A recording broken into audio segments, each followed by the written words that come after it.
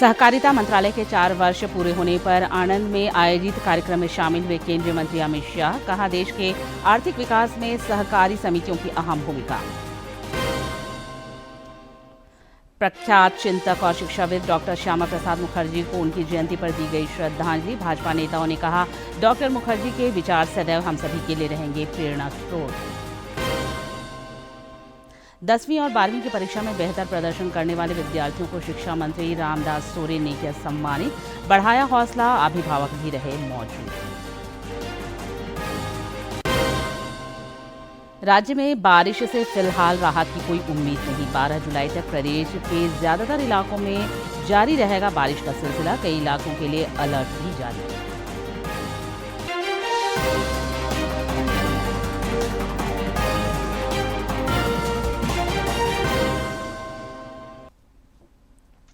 नमस्कार, प्रादेशिक समाचार में आपका स्वागत है। मैं हूं निशा दीपिका सोरेन और अब समाचार विस्तार से।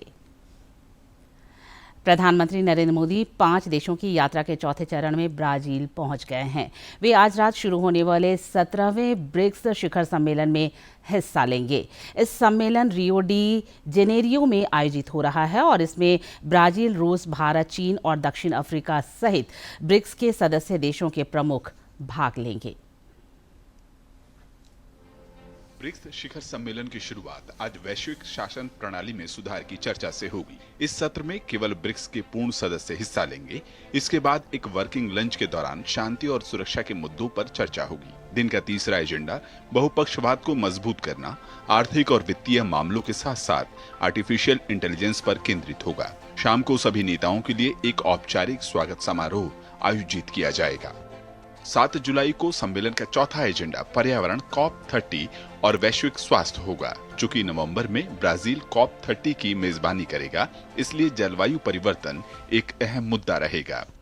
सम्मेलन के बाद 4 अहम घोषणाएं होने की उम्मीद है। वैश्विक शासन और AI पर नेताओं का वक्तव्य, जलवायु वित्त पर फ्रेमवर्क घोषणा, सामाजिक रूप से निर्धारित बीमारियों को समाप्त करने की साझेदारी, ब्रिक्स नेताओं की घोषणा। 4 रिपोर्ट भी नेताओं को सौंपी जाएंगी। राष्ट्रीय सुरक्षा सलाहकारों की बैठक, व्यापार परिषद, महिला व्यापार परिषद और सिविल सोसाइटी काउंसिल की रिपोर्ट। ब्राजील की अध्यक्षता में ये सम्मेलन वैश्विक दक्षिण की आकांक्षाओं को स्वर देने की कोशिश है। भारत की प्राथमिकताएं भी इन मुद्दों के साथ काफी हद तक मेल खाती हैं। ब्रिक्स शिखर सम्मेलन के दौरान प्रधानमंत्री नरेंद्र मोदी अलग से कई देशों के नेताओं के साथ भी द्विपक्षीय बातचीत करेंगे। भारत अगले साल ब्रिक्स की अध्यक्षता करेगा। ऐसे में प्रधानमंत्री मोदी की यह यात्रा भविष्य के एजेंडे के लिहाज से और भी अहम मानी जा रही है। ब्रिक्स में 10 पूर्ण सदस्य देशों के अलावा 12 साझेदार देश, 8 आमंत्रित राष्ट्राध्यक्ष और 7 क्षेत्रीय और बहुपक्षीय संगठनों के प्रमुख भी सम्मेलन में हिस्सा ले रहे हैं। 10 परमानेंट सदस्यों वाला ब्रिक्स आज अपने स्थापना के सबसे गंभीर चुनौतीपूर्ण समय से गुजर रहा है। अमेरिकी राष्ट्रपति डोनाल्ड ट्रंप की टैरिफ चुनौतियां और मध्य पूर्व में लगातार संघर्ष ब्रिक्स के लिए परेशानियां बढ़ा रही हैं। इसलिए आज ब्रिक्स की सफलता इस बात पर निहित नहीं है कि कितने सदस्य देश इसमें शामिल होने की इच्छा रखते हैं, बल्कि इसकी सफलता इस बात में है कि जो देश सदस्य हैं वो देश एक दूसरे की संप्रभुता का ख्याल रखें और आपसी मुद्दों को बातचीत से हल करने की कोशिश करें। अगर ब्रिक्स इस रास्ते पर बढ़ेगा तो निश्चित तौर पर वो ग्लोबल साउथ की आवाज बन सकता है। डीडी न्यूज के लिए रियो द जेनेरो से पीयूष कैमरा पर्सन और जयशंकर कैमरा पर्सन के साथ मैं अखिलेश सुमन। केंद्रीय गृह एवं सहकारिता मंत्री अमित शाह ने सहकारिता मंत्रालय के 4 वर्ष पूर्ण होने के अवसर पर गुजरात के आणंद स्थित अमूल डेयरी में सहकारिता से जुड़े लोगों से संवाद किया। कार्यक्रम को संबोधित करते हुए उन्होंने कहा कि सहकारी समितियों ने देश के आर्थिक विकास में अहम भूमिका निभाई है। इस दौरान उन्होंने अमूल और NDDB के विभिन्न कार्यक्रमों का लोकार्पण भी किया। मौके पर उन्होंने कहा कि डॉक्टर श्यामा प्रसाद मुखर्जी अगर न होते तो कश्मीर भारत का अभिन्न अंग नहीं होता।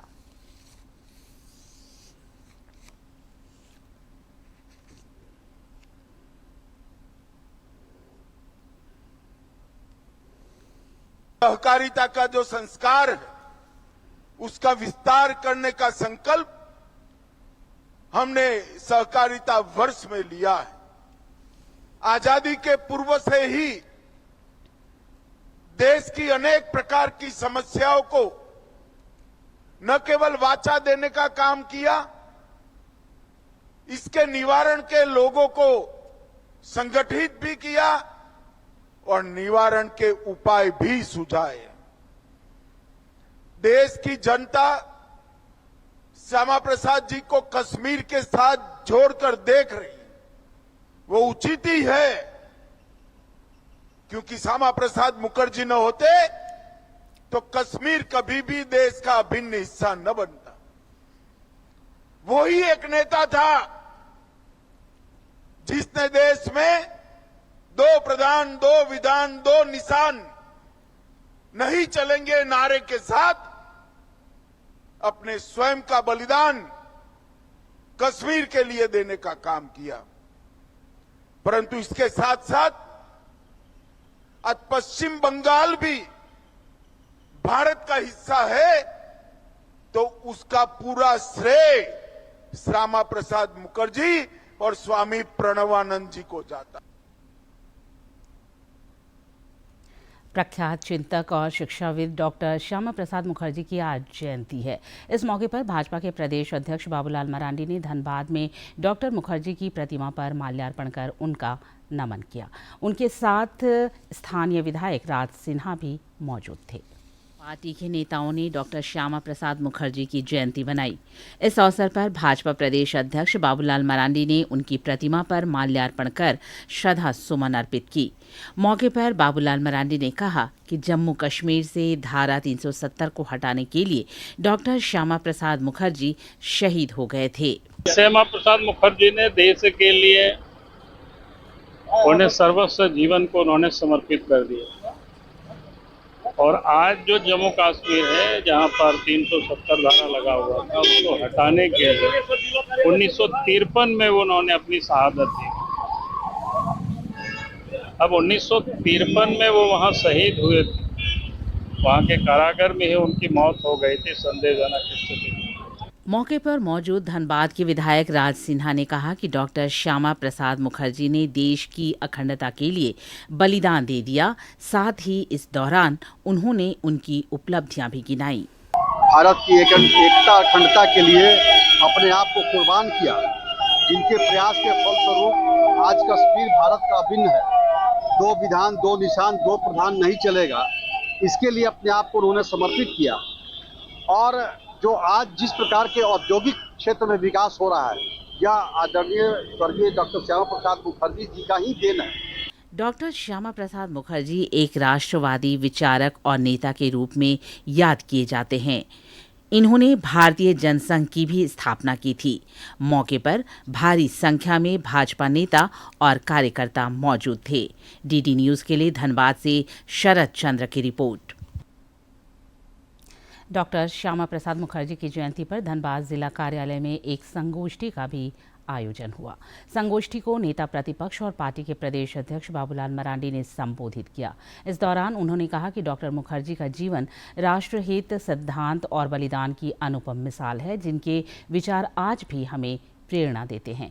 मौके पर सांसद ढुलू महतो, विधायक राज सिन्हा समेत जिले के पदाधिकारी और कार्यकर्ता उपस्थित रहे। डॉक्टर श्यामा प्रसाद मुखर्जी की जयंती के मौके पर रक्षा राज्य मंत्री संजय सेठ ने हरमू में उनकी प्रतिमा पर माल्यार्पण कर उन्हें श्रद्धांजलि अर्पित की। मौके पर विधायक नवीन जायसवाल समेत दर्जनों कार्यकर्ता मौजूद थे। जयंती के अवसर पर उन्होंने पुंदाग के दीपाटोली में एक पेड़ मां के नाम अभियान के तहत विधायक नवीन जायसवाल के साथ मिलकर वृक्षारोपण भी किया। भारतीय जनसंघ के संस्थापक महान स्वतंत्रता सेनानी डॉक्टर श्यामा प्रसाद मुखर्जी की 125वीं जयंती पर प्रदेश भाजपा कार्यालय में भी उन्हें श्रद्धांजलि दी गई। पार्टी के प्रदेश संगठन महामंत्री कर्मवीर सिंह ने कार्यालय में उनकी प्रतिमा पर माल्यार्पण कर उन्हें नमन किया। मौके पर प्रदेश कोषाध्यक्ष दीपक बंका और पूर्व विधायक अनंत ओझा भी मौजूद थे। उधर चाईबासा जिला कार्यालय में भी इस मौके पर संगोष्ठी का आयोजन हुआ। संगोष्ठी में पूर्व मुख्यमंत्री अर्जुन मुंडा शामिल हुए। इस दौरान उन्होंने कहा कि महान शिक्षाविद, भारतीय जनसंघ के संस्थापक डॉक्टर श्यामा प्रसाद मुखर्जी हम सभी के लिए ऊर्जा और प्रेरणा के स्रोत हैं। इस अवसर पर प्रदेश उपाध्यक्ष बड़कुंवर गगराई और पार्टी प्रवक्ता JB तुविद एवं गीता कोड़ा समेत अन्य पदाधिकारी उपस्थित थे। भाजपा के प्रदेश कार्यकारी अध्यक्ष रविंद्र कुमार राय ने कहा कि राज्य में पिछले 6 वर्षों से विकास के सभी काम ठप हैं और राज्य सरकार सिर्फ दिखावे के लिए अपनी पीठ थपथपा रही है। मेदिनीनगर में पत्रकारों से बातचीत में उन्होंने कहा कि केंद्र से संचालित योजनाएं पलामू सहित पूरे राज्य में नजर आ रही हैं, जबकि पिछले 6 वर्षों के दौरान राज्य सरकार के द्वारा संचालित योजनाएं दम तोड़ती नजर आ रही हैं। उन्होंने कहा कि राज्य में विकास कार्य अवरुद्ध हो गए हैं। राज्य सरकार झारखंड की बड़े दुर्भाग्यपूर्ण हालात में है। फिर से झारखंड को 2000 के पूर्व की स्थिति में, जैसा बिहार के समय हमारे यहाँ थी, बिजली की दुर्व्यवस्था, चिकित्सा की दुर्व्यवस्था, कानून की दुर्व्यवस्था, शिक्षा की दुर्व्यवस्था, फिर से एक बार काली घटा झारखंड के ऊपर दिखाई दे रहा है। JMM, कांग्रेस और RJD मिलकर फिर से झारखंड के भविष्य को अंधकार में ढकेला है। केंद्रीय महिला एवं बाल विकास मंत्री अन्नपूर्णा देवी ने आज चतरा के इटखोरी पहुंचकर मां भद्रकाली के दर्शन एवं पूजन किए। मौके पर उन्होंने कहा कि मां भद्रकाली सभी का कल्याण करे, उनसे यही प्रार्थना है। केंद्रीय मंत्री के साथ विधायक जनार्दन पासवान और उज्जवल दास भी मौजूद थे। शिक्षा मंत्री रामदास सोरेन ने आज रांची में 10वीं और 12वीं की परीक्षा में बेहतर प्रदर्शन करने वाले विद्यार्थियों को सम्मानित किया। रांची के सेंट जेवियर्स कॉलेज सभागार में आयोजित कार्यक्रम में उन्होंने CBSE, ICSE और जैक बोर्ड की 10वीं और 12वीं की बोर्ड परीक्षाओं में श्रेष्ठ प्रदर्शन करने वाले विद्यार्थियों का हौसला बढ़ाया। इस दौरान सांस्कृतिक कार्यक्रम का भी आयोजन हुआ।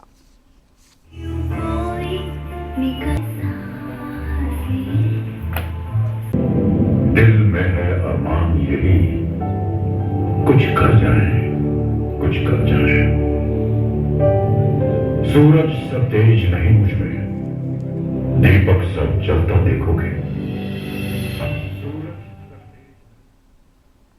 11 जुलाई से शुरू हो रहे देवघर श्रावणी मेले की तैयारियों को अंतिम रूप दिया जा रहा है।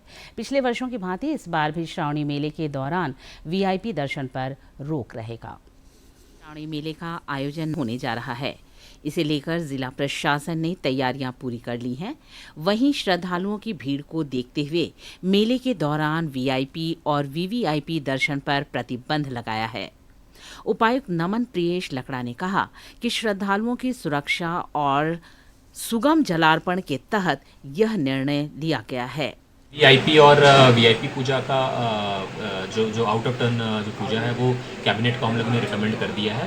Cabinet coordination government of Jharkhand को, वहाँ से भी सभी संबंधितों को, सभी विभाग में, सभी स्टेट्स में ये लेटर चला गया है कि किसी भी तरह का VIP, VVIP या आउट ऑफ टर्न दर्शन ना हो। और मंडे और संडे को भी जो शीघ्र दर्शन वाला है वो नहीं होगा, क्योंकि उस दिन भीड़ रहता है। जिला प्रशासन के इस निर्णय का पुरोहित समाज ने स्वागत किया है।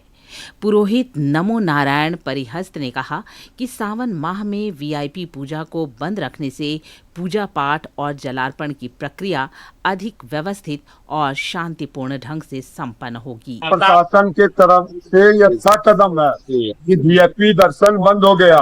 जैसा कि अभी देख रहे हैं, आम समय में लंबा लाइन हो जाता है, 3 पाया खुलता है, ये सब VIP दर्शन बंद रहना चाहिए 12 महीना। राजकीय श्रावणी मेले के दौरान सुरक्षा और सुव्यवस्था के दृष्टिकोण से जिला प्रशासन की ओर से उठाए गए कदम का हर वर्ग स्वागत कर रहा है। इसका सीधा लाभ श्रद्धालुओं को मिलेगा और व्यवस्था आसान होगी। DD न्यूज़ के लिए देवघर से मनीष दुबे की रिपोर्ट। चाईबासा जिले में एक सरकारी कर्मचारी का सोशल मीडिया पर विवादास्पद वीडियो वायरल होने के बाद उसे सस्पेंड कर दिया गया है। मुख्यमंत्री हेमंत सोरेन के निर्देश पर उपायुक्त चंदन कुमार ने जनसेवक जगमोहन सोरेन को सस्पेंड कर दिया है। उपायुक्त ने कहा कि सरकारी दफ्तर में इस तरह का व्यवहार अशोभनीय माना गया है और इससे सरकारी कार्यप्रणाली की गरिमा को ठेस पहुंचती है।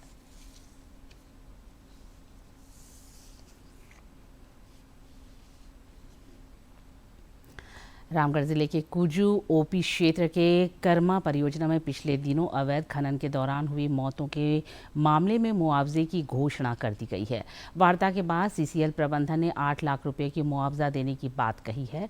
दरअसल इस हादसे में 4 लोगों की मौत हो गई थी और उसके बाद से पीड़ित परिवार और स्थानीय लोग धरने पर बैठे थे। वार्ता और मुआवजे पर सहमति बनने के बाद धरना समाप्त हुआ।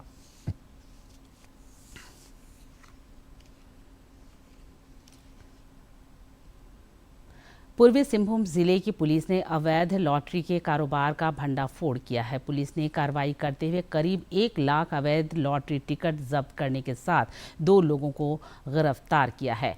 पुलिस के मुताबिक इन टिकटों को चाईबासा भेजने की तैयारी थी और इनका अनुमानित मूल्य करीब 5 करोड़ रुपए था।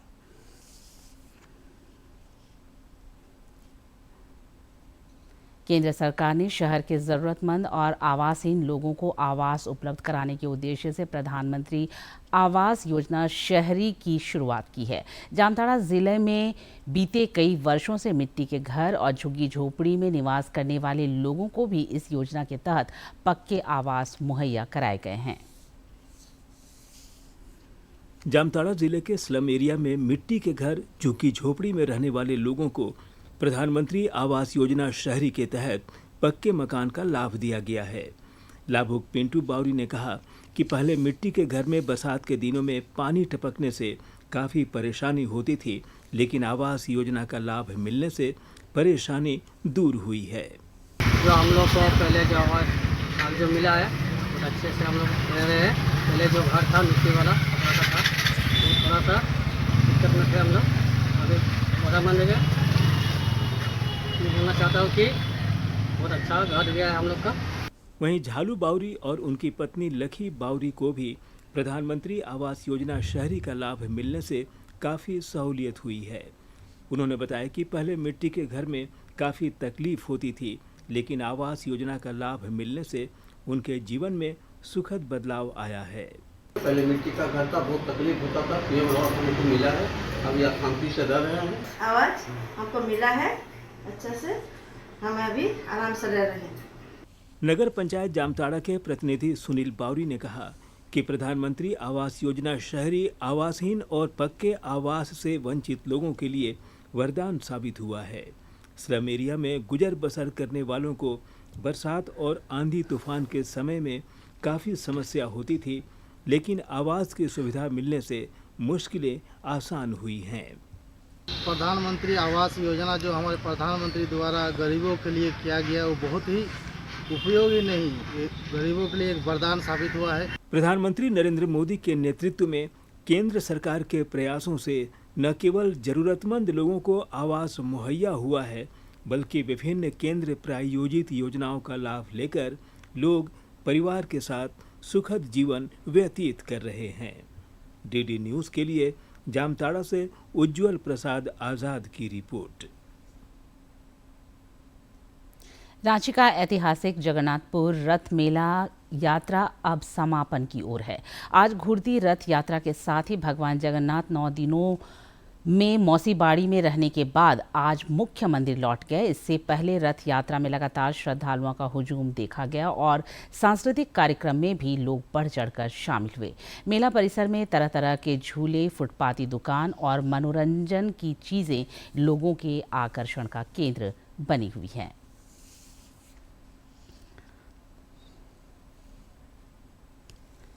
हजरत इमाम हुसैन की शहादत की याद में आज राज्य भर में परंपरागत तरीके से मुहर्रम का त्यौहार मनाया गया। इस सिलसिले में आज दशमी का जुलूस भी निकाला गया। इससे पहले कल रात विभिन्न मुहर्रम कमेटियों की ओर से रस्म पगड़ी का आयोजन किया गया और जुलूस निकाले गए। मुहर्रम के मद्देनजर राजधानी रांची समेत राज्य भर में सुरक्षा के कड़े बंदोबस्त किए गए थे।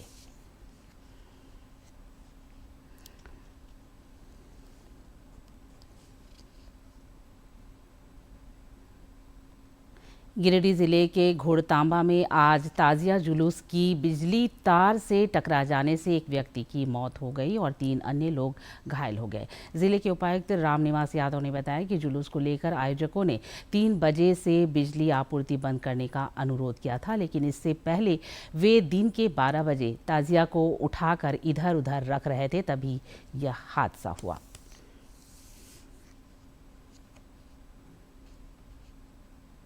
और अब कुछ खबर राज्य के विभिन्न जिलों से फटाफट अंदाज में।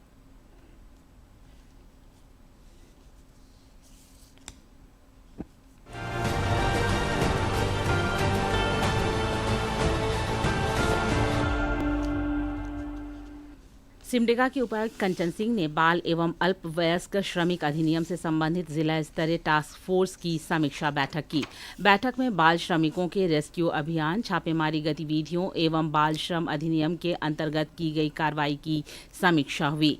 उपायुक्त ने संबंधित अधिकारियों को लंबित मामलों में शीघ्र प्राथमिकी दर्ज करने का निर्देश दिया और बाल श्रम कराने वालों के खिलाफ कार्रवाई के निर्देश दिए।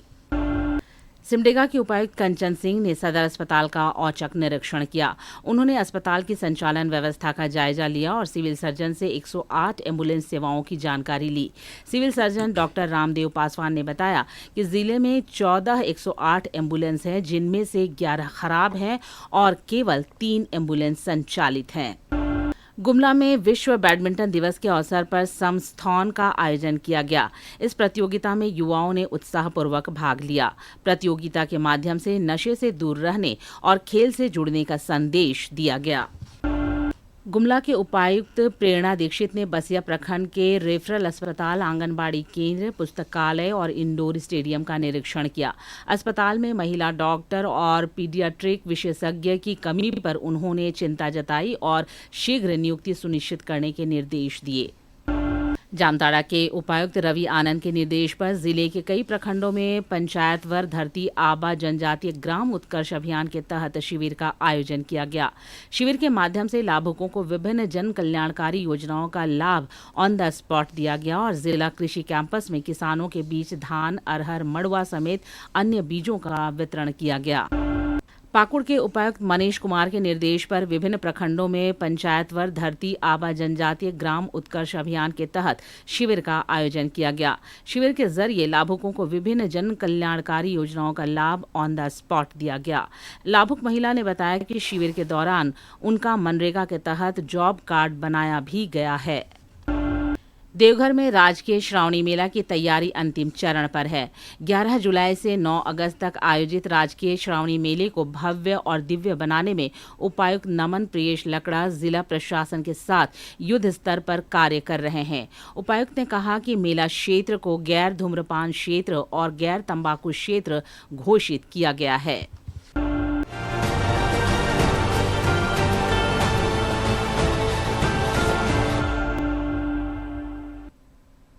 जानते हैं मौसम का हाल। पूरे राज्य भर में मानसून की सक्रियता जारी है। मौसम विभाग ने 12 जुलाई तक बारिश की संभावना जताई है। केंद्र के मुताबिक आज राजधानी रांची के अलावा लोहरदगा, सरायकेला खरसावां और पूर्वी सिंहभूम, गुमला, सिमडेगा, खूंटी और पश्चिमी सिंहभूम में बहुत भारी बारिश हो सकती है। मौसम विज्ञान केंद्र ने आज के लिए ऑरेंज जबकि 10 जुलाई तक के लिए येलो अलर्ट जारी कर लोगों से सावधानी बरतने की अपील की है। पिछले 24 घंटे के दौरान लातेहार के चंदवा में सर्वाधिक 33.6 मिलीमीटर बारिश दर्ज की गई।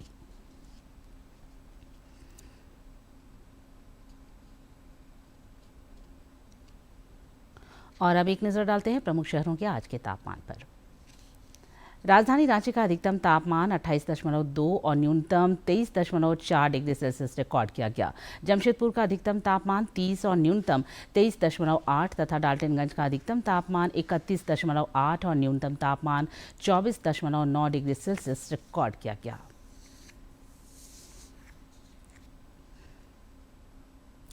दिल्ली के भारत मंडपम में चल रहे 16वें टॉय एक्सपो में बड़ी संख्या में डिजाइनर, मैन्युफैक्चरर और खरीदार शामिल हो रहे हैं। एक्सपो में स्मार्ट खिलौनों का कंसेप्ट देखने को मिल रहा है।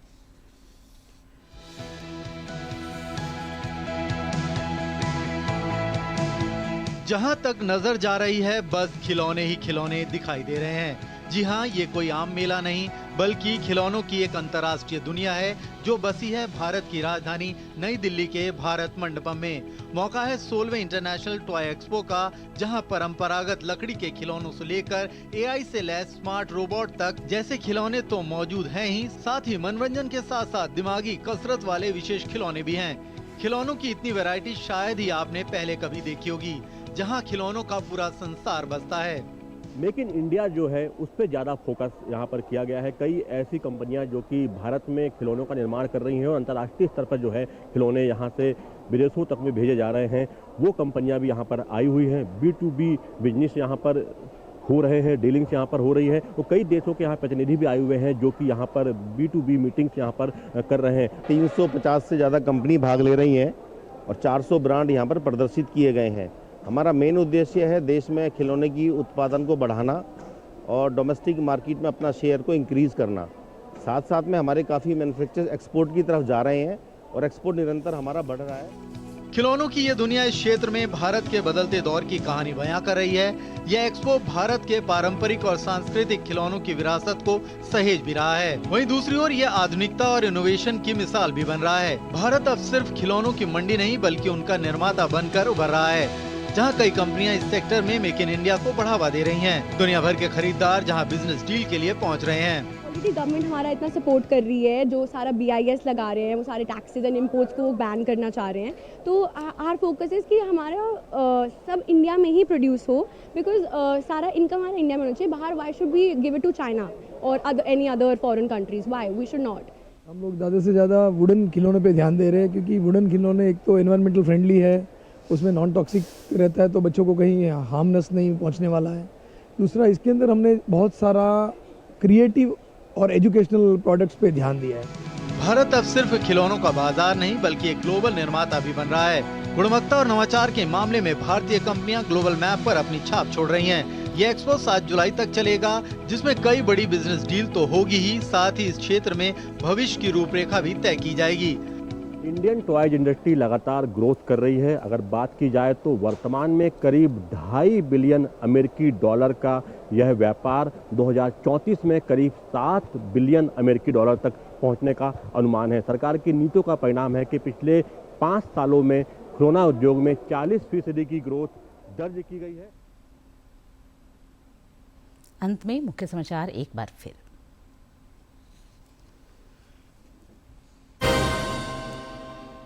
सहकारिता मंत्रालय के 4 वर्ष पूरे होने पर आणंद में आयोजित कार्यक्रम में शामिल हुए केंद्रीय मंत्री अमित शाह।